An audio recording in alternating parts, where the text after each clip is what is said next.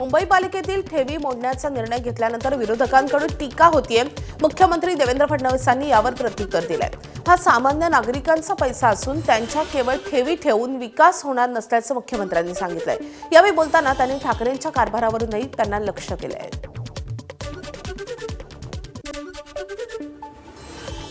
मुंबई की महानगर पालिका का जो फिक्स डिपॉजिट है उस पर रेट ऑफ इंटरेस्ट कितना मिलता है?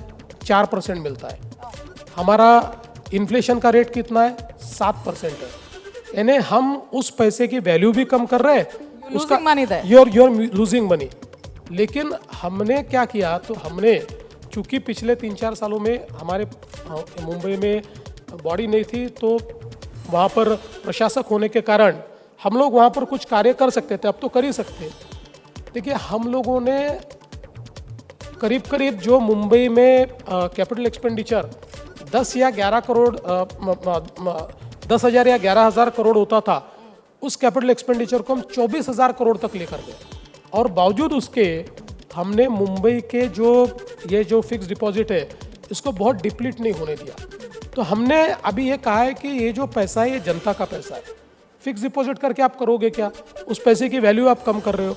तो एटलीस्ट मुंबई के लोगों के जीवन को बदलने के लिए जो प्रोजेक्ट्स है उन प्रोजेक्ट से आप पैसा दीजिए. देखिए, मैं आपको एक बहुत मज़ेदार बात बताता हूँ कि जिस समय इस मुंबई के मेट्रो का नेटवर्क मैंने शुरू किया, देश भर में जहाँ महानगर पालिका के क्षेत्र में मेट्रो का नेटवर्क बना, सब जगह महानगर पालिका ने 25% कॉन्ट्रीब्यूट किया है.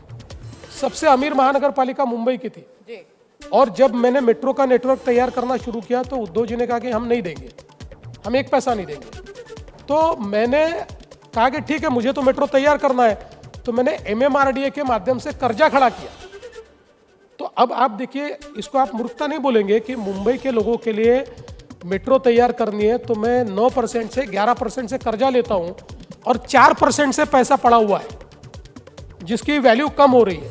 इसलिए मैं ये मानता हूँ ये फाइनेंशियल प्लानिंग कौन कर रहा था उनके लिए?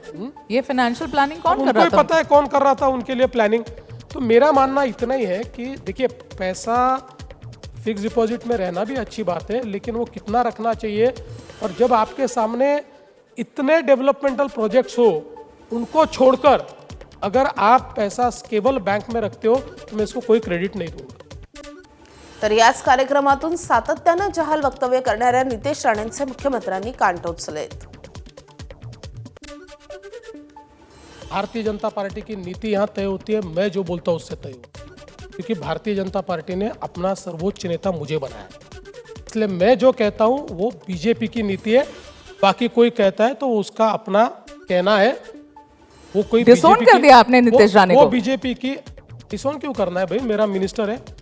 जहाँ तक नितेश राणे का सवाल है, कभी कभी बोलने में वो जब ज़्यादा बात बोल जाते हैं तो मैं उनको कह देता हूँ कि आपका ये कहना सही नहीं है, अपने इस प्रकार से नहीं कहना चाहिए. लेकिन मदरसों के बारे में उन्होंने जो बात कही है, वो बात जिस समय हमारे यहाँ पर कुछ मदरसों में ये ध्यान में आया कि उसमें बाहर से फंडिंग भी आ रहा है और जो चीज़ें सिखाई जा रही थी वो चीज़ें सिखाने लायक नहीं है, उस समय उसके ऊपर दिया हुआ ये स्टेटमेंट है. इसको आप आयसोलेशन में नहीं देख सकते. एबीपी नेटवर्कच्या आयडियाज ऑफ इंडियाच्या कार्यक्रमात मुख्यमंत्र्यांनी माजी मुख्यमंत्री आणि ठाकरे सेनेचे सर्वेसर्वा उद्धव ठाकरेंना चिमटा काढलाय. त्यांचा फोन येणार असेल तर दोस्त दोस्त ना रहा अशी रिंगटोन ठेवेन असं मुख्यमंत्र्यांनी म्हटलंय.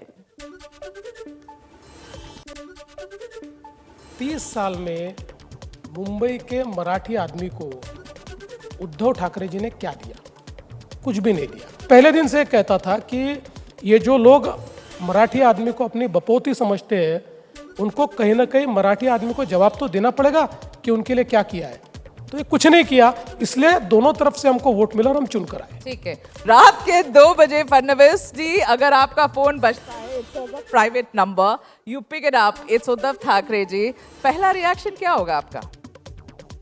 रात को 2 बजे उद्धव जी, वैसे आप तो वो सोते जल्दी 4 सोते बजे वो ना? जल्दी सोते हैं. हाँ? वो जल्दी सोते हैं, वो नहीं कर सकते. वो नहीं कर सकते. अच्छा ठीक है, और चलिए. फिर अगर उनका फोन आने वाला ये पता रहा, हाँ. तो मैं रिंगटोन लगा के रखूंगा, दोस्त दोस्त ना रहा. मुंबईमध्ये मराठी माणसानं ताकद दाखवली. महापौर आपला बसला नाही, पण परत मुंबई आपल्याकडेच येणार असं उद्धव ठाकरे म्हणाले.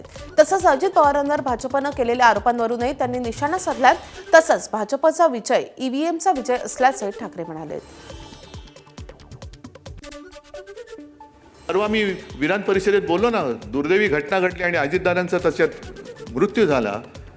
ती श्रद्धांजली वाहताना मी म्हटलं होतं की एखादा माणूस गेल्यानंतर त्याचं महत्त्व गाऊन काय उपयोग आहे. पण तो असतो तेव्हा त्याला जीव द्यावा असं वाटेल एवढं त्याला बदनाम करून टाकायचं. 70,000 कोटीचा घोटाळा, अजित पवार चक्की पिसिंग आणि बाजूला नंतर बघितलं तर बाजूला बसिंग. मग किती आरोप करायचे, जीव नकोसा करायचं, वेडवाकडं वाटेल ते करायचं, बदनाम करून टाकायचं. संजय राऊत होती केस, संजय राऊत सुद्धा निर्दोष सुटला. तू तर राशील नाही तर मी तर मी मागे बोललो होतो तसं लढणं मैदानामध्ये. पण त्या ईव्हीएम सारखी ती जादूची पेटी वापरून आमच्यावरती कशाला विजय मिळवतोय. ही ती त्यांची जादूची पेटी आहे. पण आज मला एका गोष्टीचं आणखीन नक्कीच समाधान आहे की मुंबईमध्ये मराठी माणसाने आपली ताकद नक्की दाखवली. ठीक आहे, महापौर आपला होऊ शकला नाही, पण म्हणून काय परत होणार नाही असं नाही. परत मुंबई आपल्याकडेच येणार, नक्की येणार आणि महाराष्ट्र सुद्धा येणार. आता ठीक आहे, ते म्हणतात ना, असतील शीते तर जमतील भूते, तशी भूतं गोळा करता येत करू द्या.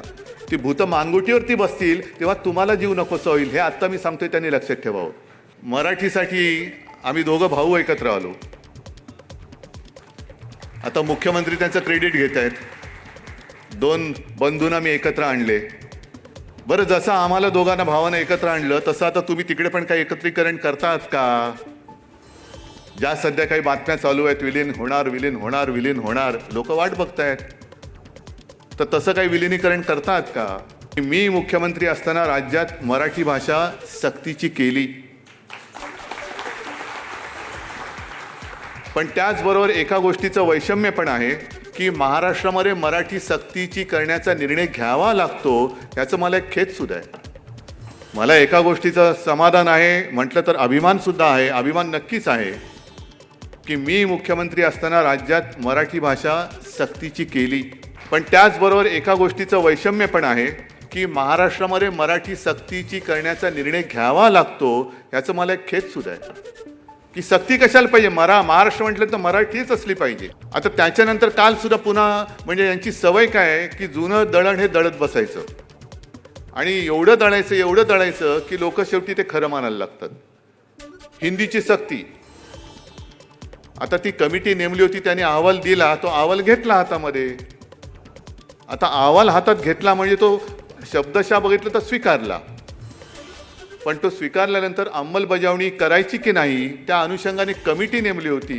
त्या कमिटीची बैठकच झाली नाही, कारण त्याच्याच आधी तुम्ही सगळं सुरत गुवाहाटी अशी जी एक यात्रा काढली त्याच्यात सरकार पाडलं, त्याच्यामुळे त्या कमिटीची बैठकच नाही झाली. बरं, तो निर्णय जर का आम्ही घेतला म्हणून तुम्ही लादणार होतात तर मग असे अनेक निर्णय होते, ते का तुम्ही रद्द केले? मराठी भाषा भवन अजूनही उभंच राहत नाही. अजित पवारांच्या अकाली एक्झिटनं महाराष्ट्रात हळहळ व्यक्त होतीये. अशातच आज अजित पवारांच्या निधनाला 1 महिना पूर्ण झालाय. 28 जानेवारी 2026 रोजी बारामती विमानतळाजवळ त्यांच्या विमानाला अपघात झाला होता. मात्र हा अपघात होता की घातपात यावरून अद्यापही संशय व्यक्त होतोय. दरम्यान आमदार रोहित पवार यांनी आतापर्यंत 3 पत्रकार परिषदा घेऊन काही पुरावेही सादर केलेत. या पुराव्यांच्या आधारे त्यांनी हा घातपात असू शकतो अशी शंका उपस्थित केली आहे.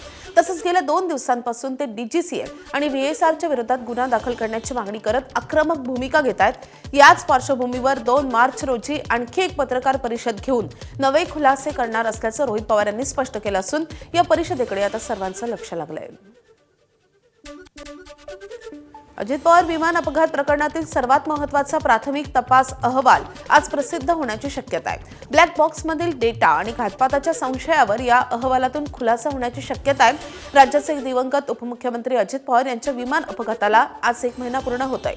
या प्रकरणातील सर्वात महत्त्वाचा प्राथमिक तपास अहवाल नियमानुसार आज सायंकाळी प्रसिद्ध होण्याची दाट शक्यता आहे.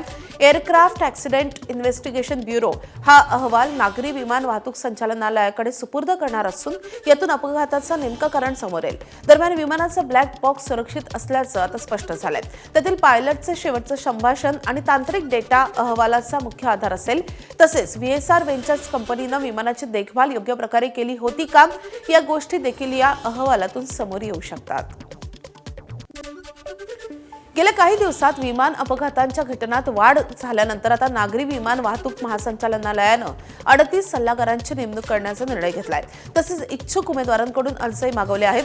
प्राप्त माहितीनुसार विमान उड्डाणास योग्य आहे का, विमान प्रवासादरम्यानची सुरक्षा आणि अन्य तांत्रिक कामांसाठी या सल्लागारांची नेमणूक करण्यात येईल. विमान उड्डाणास योग्य आहे का हा सर्वात प्रमुख मुद्दा असून 38 पैकी 24 सल्लागार कामासाठी नेमण्यात येतील, तर विमान सुरक्षेसाठी 6 सल्लागारांची नेमणूक करण्यात येणार आहे. तर उर्वरित जागा या विमान क्षेत्रातील आंतरराष्ट्रीय नातेसंबंध व कायदेशीर बाबींसाठी नेमण्यात येतील.